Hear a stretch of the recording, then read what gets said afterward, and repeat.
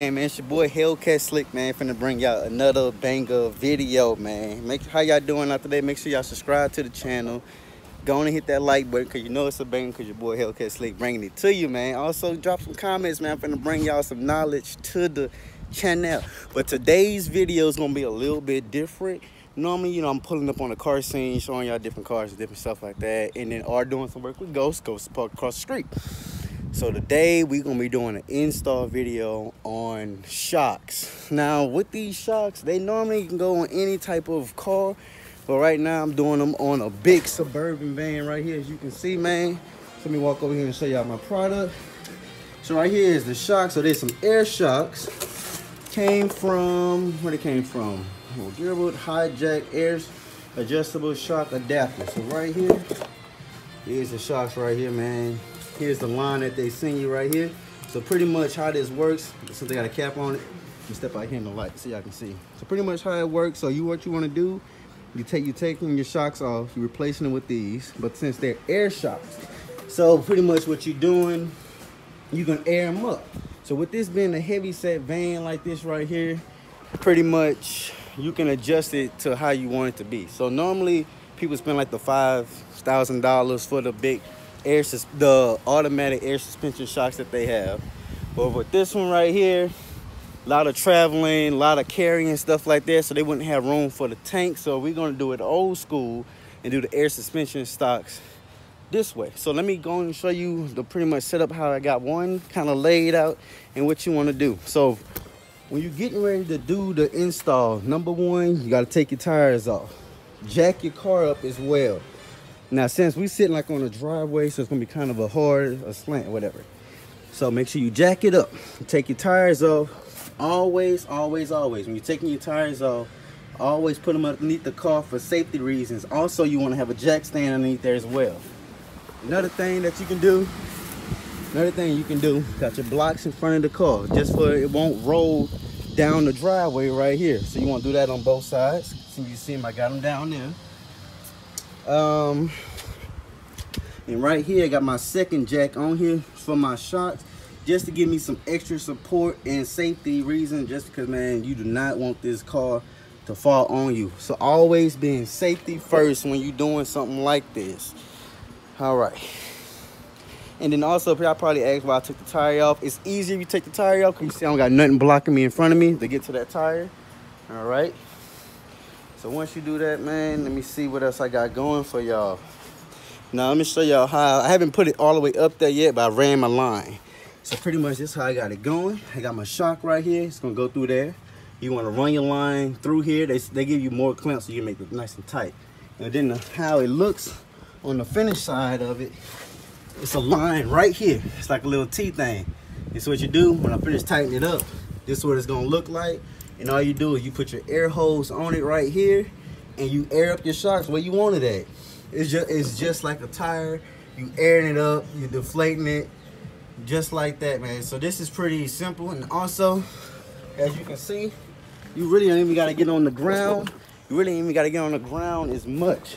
So say like you carrying a trailer load or whatever, you just reach under here, plug that thing up. Let me see if I can zoom in from where I'm at. It's not even that far. Plug it on up, air it on up where you want it to be at. And also with these shocks right here, like I said, this is a heavy van, probably about 5,000 to 6,000 pounds, give or take. Reason being, hitting bumps, so your back passengers and stuff like that, they won't feel them bumps when you hitting it. So that's why I think it's a good install right there, man. But I'm finna bring y'all on the how-to steps, how they walk through the whole thing from A to B, man. So go and follow the channel. All right, so pretty much right here, you want to use a 1/2" socket for it. So you can put it on your impact wrench, or you can even use a ratchet set. Either way, it don't matter. Impact wrench will be a lot faster. So you just put it on there. Make sure you push on it nice and tight. You can go slow with it first. And you see right there, the screw just fall on out of there, man. So then there's 2 screws up here, so make sure you go over to the next one. Alright, you gotta find that angle to get on in there for this second one. We don't have a longer one, do we? Where's it at?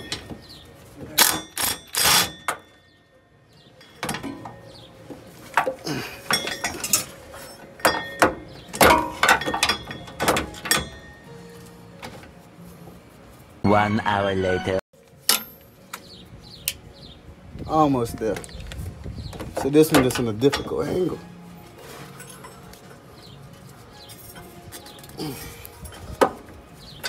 Three hours later. Alright, oh Lord, this one might be a little bit too long. Alright, so right here what I did, just add an extension to it to make my job look make it a lot easier than what it is.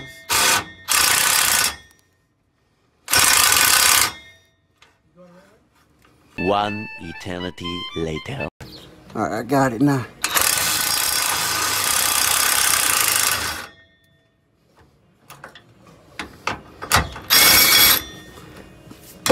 Yeah, once you play with it a little bit, you get it on out of there, just like that. Alright. Once you get the top off, next thing we want to do, we're going to move to this bottom part right here. Right here, you want to see which way your jam nut is turning. So once you figure out which way the jam nut is turning, you just want to stick this right up in here. Lock that in, and just kind of, just like that, and it falls on out of there like that. So then make sure your nut falls down right there. Make sure you don't want to lose none. Sorry, now watch this. Now this is where you want to be safe and careful at. Now you got to wiggle this part, this nut out of here. So you want to kind of, well, you know what? You do it a smart way. You can drill it on out. Okay, drilling on out ain't coming either. Huh? Yeah. You put it down on top? Yeah. Put it back in like that? Uh-huh. There we go. All right, so what you want to do, you want to pull down on the top of it to ease the tension, and then just let it fall on out there like that. You got it. All right, so that's one part out. You want to sit here. You want to put your shocks the same length as your old one.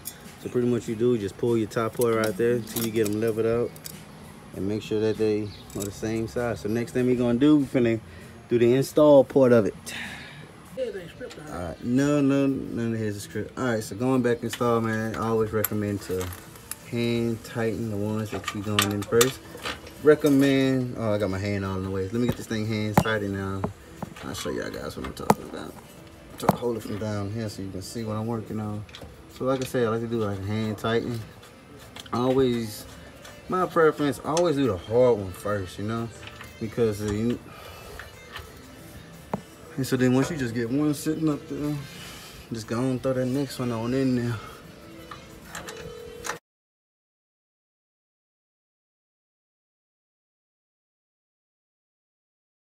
The hand tighten is going good. You also don't want to, if you feel like it's hard to go in while you, no, I'm alright. If you feel like it's hard to go in while you hand tighten, that means the thread could be crossed. So now I got them all started. So now I'm gonna zip these on up there. You get them two top started at the top, come down to this bottom, and get this one started. What this is? That's the nut. Okay, so then you just push it on up to get this bottom started. Yeah. No, don't you blame me. Yeah, this, no, oh my goodness. So then you just want to pull down on this part. Okay. Once you pull it down, put it in exactly the way that you took it out. So if the bolt comes in and out, make sure you put it back going in and out. All right, like I said, everything you do, always hand tighten it up. It's pretty much, that's the hand tighten as far as we can go until it's time to zip it on back in. But we're gonna start, I'm gonna zip the bottom back in first, because it's easy and it's right here. Let me see. All right. Yeah. Flip my switch. Oh boy. All right. So Now you see how fast it zipped on back up there. So you just want to give one more hit to confirm that, because this is shocks, and you want to make sure 100% that they is up there, because if they fall off, you done. You done. All right, so now we're going back to the top. All right, this commercial break is brought to you by Slick Rick Garage. Anything you need, let me know, because I can do anything and everything. You heard. Like I said, get it hand tightened. Make sure you got it fully hand tight. So we're gonna start with this hard one first, since it gave us problems last time.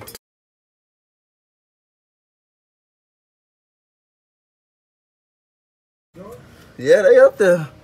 Let me give it one more hint to make sure that they up there, guys. Like I said, man, you never can be too careful, but you also never want to strip it out. So you just give it one little bump. If you're using an impact wrench, if you're using a socket wrench, you just give it one more bump to your fork, and then you're good. All right. So we got one of them installed up there. So the next thing we finna do, we finna run this line that goes right here, and I'll be back. All right, so now we're finna take off running this line. Like I said, it's pretty much this what it looks like right here. Two little rubber gaskets on there. What you can do, what that is, you can adjust them a little bit. So I'm gonna pull it back just a little bit, because I want the air to go directly in there. So what you do, move my fat fingers out the way. So you push it up there first without the cap on there. So you push it up there as tight as you can, and then what you want to do is you just slide the cap on there. Hold your wire up so it's nice and straight, and you just screw it on there. And so make sure you hand tighten it all the way. Hand tighten to your nice little fork, and then what you want to do, you want to take your 9/16, or whatever size your boat is, and you just want to turn just a little bit, half a turn, so you know that it's tightened on there. So as far as I'm gonna go with it, and I'm gonna confirm that. All right, so now we're gonna run the wire.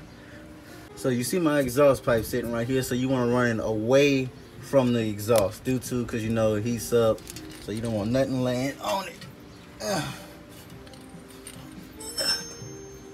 All right, too, man. So check this out. So we got the line ran right here. So pretty much what I'm doing, running across the A-frame, running across. I don't know if y'all really can see it, but I got to run it across the spare tire. And then on top of the spare tire, there's a part of a A-frame that mounts it up to it.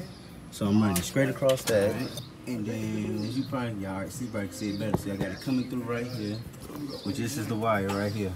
So then I'm gonna have it nice, and I'm gonna put a clamp right here to hold it, so I can keep it so it don't like flip around or whatever and not fall off of the bracket. So I'm put a clip right there, and then off my clip, put my wire. Yeah. So once all I got, so this is the one that's over here. Let me duck this one off. So once I ran it through there, I got it coming through the A-frame right here, and I got it running straight through the A-frame over here. And right here, this is your little T or whatever. So this is where you're gonna air it up. So like on this side right here, this is where you plug up your air hose to go focus. So this is where you plug up your air. Got a spider in my face.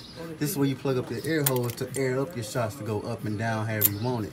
So right here on the side, you see where it says maximum 200 PSI. So obviously you don't want to put no more than that on there. So this is where that's gonna go right there. So next one, I'm gonna run this line right here, and then we gonna be out of here. So as you can see, we got a line running right there. Got it running through here, going through there. Let me show y'all.